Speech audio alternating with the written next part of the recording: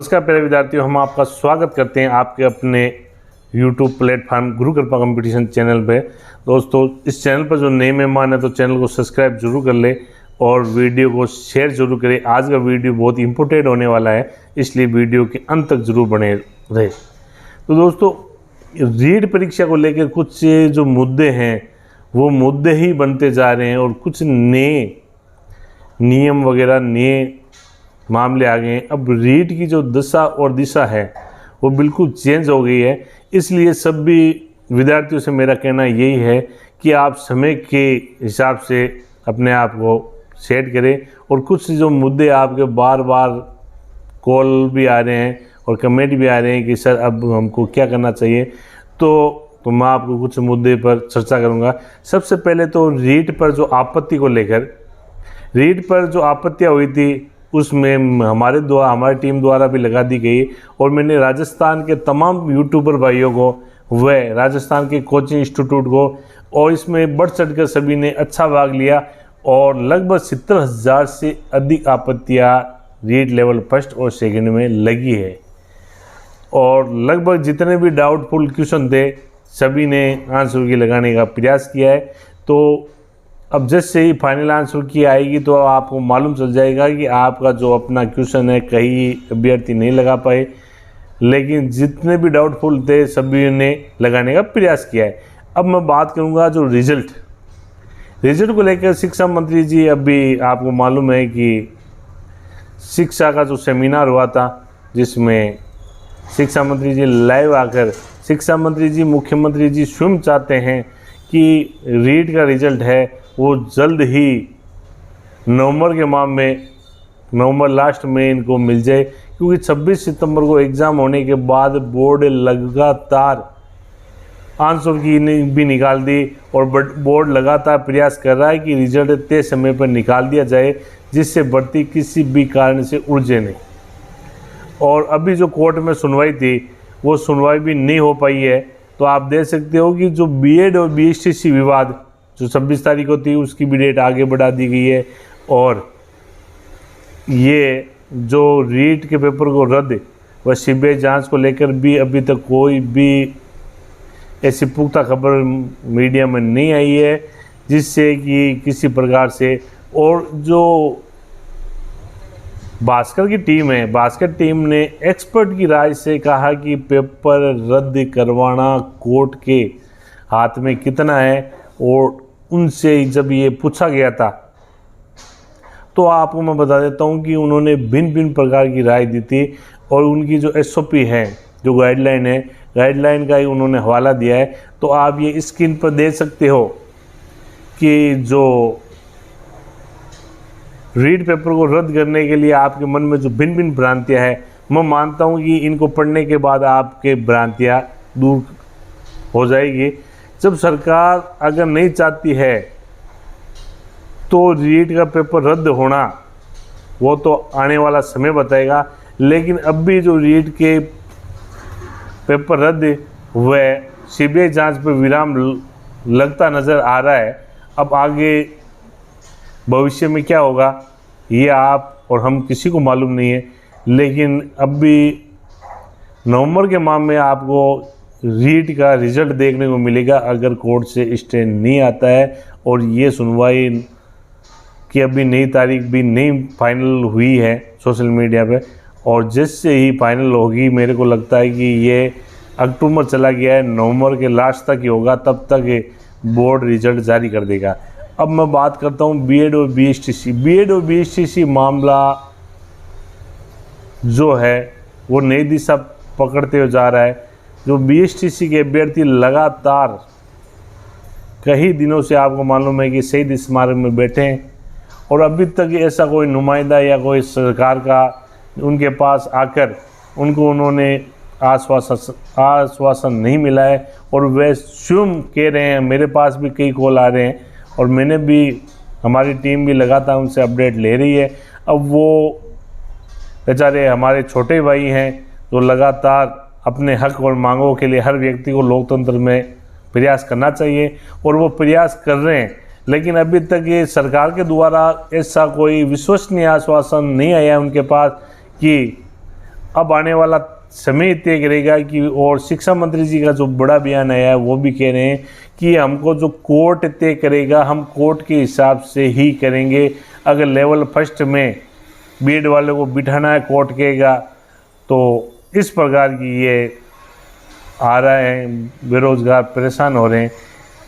इसके अलावा मैं बात करूंगा सेकेंड ईयर के जो विद्यार्थी हैं उनके बारे में। सेकेंड ईयर के जो विद्यार्थी हैं वो लगातार रिजल्ट की बात सुनते ही सबसे ज़्यादा परेशानी सेकेंड ईयर के विद्यार्थी को आ रही है, क्योंकि पिछली बार हुआ ऐसे कि कई विद्यार्थी 117 से 123 नंबर तक अच्छे नंबर लाने के बावजूद भी कई अभ्यर्थी एग्ज़ाम का रिजल्ट नहीं आने से वो अभी भी बेरोज़गार बैठे हैं। तो वो चाह रहे हैं कि जो हमारा रिजल्ट जल्दी आ जाए।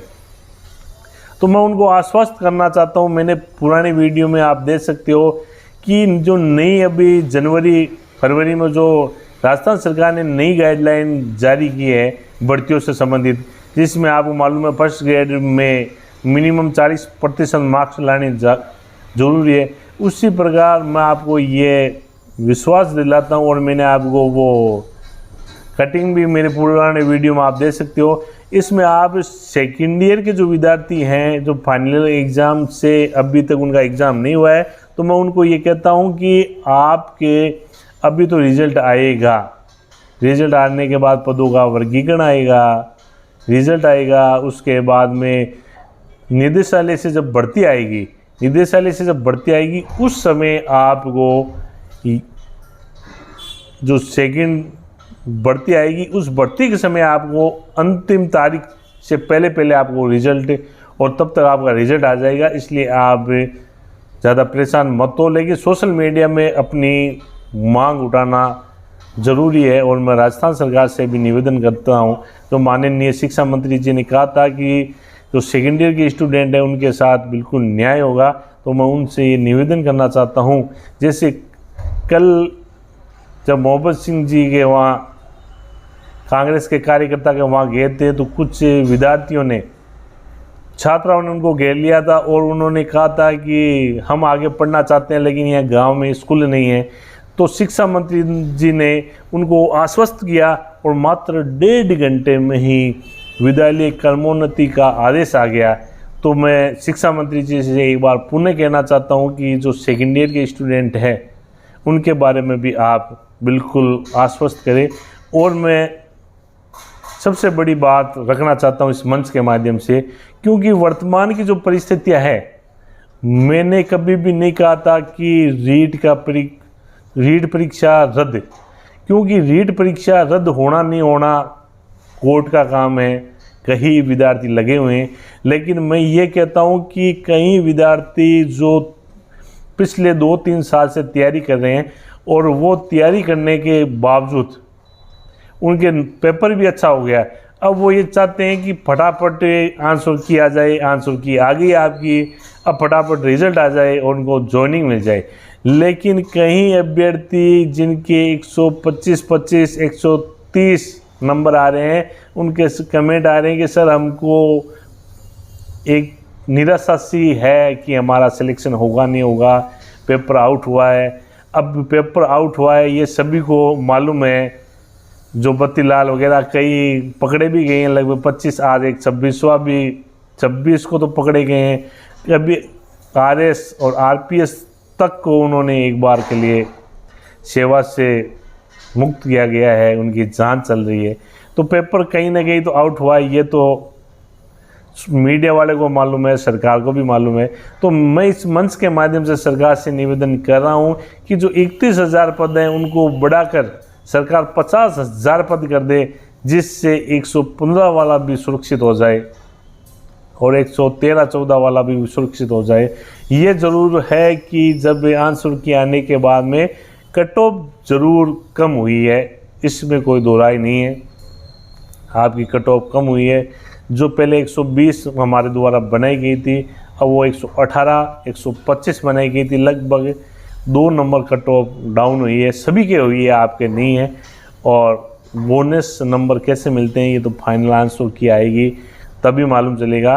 और मैं इस मंच के माध्यम से सभी विद्यार्थियों से अपील करना चाहता हूँ, इस वीडियो को ज़्यादा से ज़्यादा शेयर करें।